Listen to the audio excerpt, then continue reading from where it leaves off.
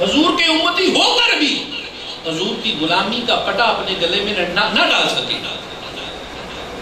خوش قسمتی ہے، لیکن اس سے بڑی بھی بدبختی یہ ہے کہ غلام ہے لیکن خدا کی قسم بتانا پڑتا ہے کہ میں مسلمان ہوں. ایمان کیا ہے؟ اسلام کیا ہے؟ مسلمانیت کس چیز کا نام ہے؟ ایمان کیا ہے کہ مجھے اپنی زبان سے بتانا پڑے میں مسلمان ہوں؟ یہ وہ مسلمان ہے جسے دیکھ کر شرمائے یہود. آج ہمارا حال یہ ہو چکا ہے. ایمان ہونا کیسا چاہیے؟ میں اکثر یہ روایت بیان کرتا رہتا ہوں. اپنے وقت کے بہت بڑے محدث امام محمد رحمت اللہ علیہ، بہت بڑے محدث گزرے. آپ رحمت اللہ علیہ ایک بازار سے ایک دن گزرے، دوسرے دن پھر اسی بازار سے گزرے. جب تیسرے دن گزرے نا تو ایک شخص عیسائی حضرت امام محمد رحمت اللہ علیہ کے سامنے آ گیا، ہاتھ باندھ کے عرض کرتا ہے کہ اللہ کے ولی مجھے کلمہ پڑھا دیں، میں مسلمان ہونا چاہتا ہوں. آپ نے جب اسے کلمہ پڑھایا، اسلام قبول فرمایا، اس نے اسلام قبول کیا.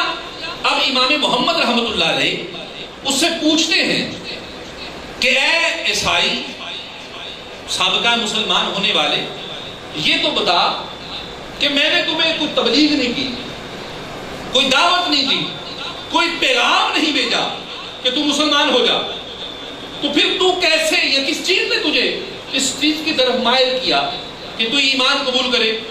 اب وہ عرض کرتا ہے کہ اے امام محمد، مجھے 3 دن ہو گئے ہیں، میں آپ کو اس بازار سے گزرتے ہوئے دیکھ رہا ہوں. آپ پہلے دن گزرے، آپ کے گرد عورتیں گزر رہی ہیں جن کے لباس گندے ہیں، آپ کی نظریں جھکی ہوئی، آپ گزر رہے ہیں، کوئی آپ کو سلام کرتا ہے، آپ مسکرا کے اس کا جواب دیتے ہیں، کوئی اجنبی گزرتا ہے، آپ مسکرا کر اس کو سلام کہتے ہیں. میں 3 دن سے سوچ رہا ہوں جس امت کا چھوٹا محمد ایسا ہے، اس امت کا بڑا محمد کیسا ہوگا. 3 دن ہو گئے ہیں میں یہ سوچ رہا ہوں کہ اگر آپ کی ذات ایسی ہے، آپ کی شخصیت، آپ امتی ہیں حضور کے، آپ کی شخصیت اتنی پیاری ہے، تو جس نبی کا آپ کلمہ پڑھتے ہیں وہ کتنا خوبصورت ہوگا. دوستان محترم، ایمان یہ ہے،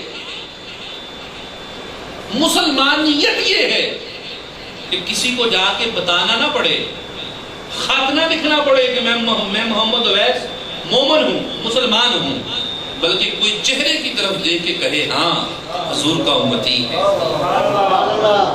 حضور کا غلام ہے. 90 لاکھ کلمہ کس نے پڑھایا؟ خواجہ معین الدین چشتی اجمیری رحمت اللہ علیہ نے. اور آپ کا طرز زندگی کیا تھا کہ ساری زندگی حضور کی سنت پہ اس قدر عمل کیا.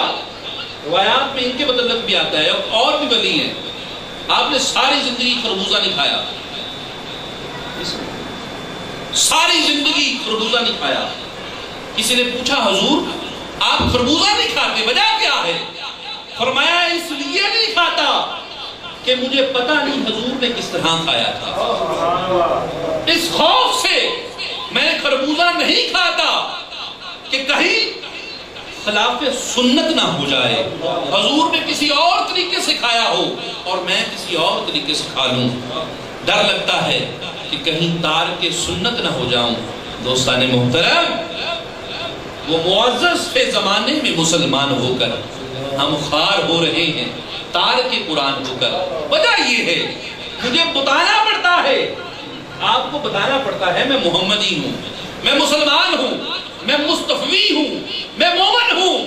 وہ تھے کہ سامنے سے کافر آ رہا ہے، ادھر سے معین الدین جا رہا ہے، کافر نظر اٹھا کے دیکھتا ہے، اسے مجبوراً کہنا پڑتا ہے لا الہ الا اللہ محمد رسول اللہ.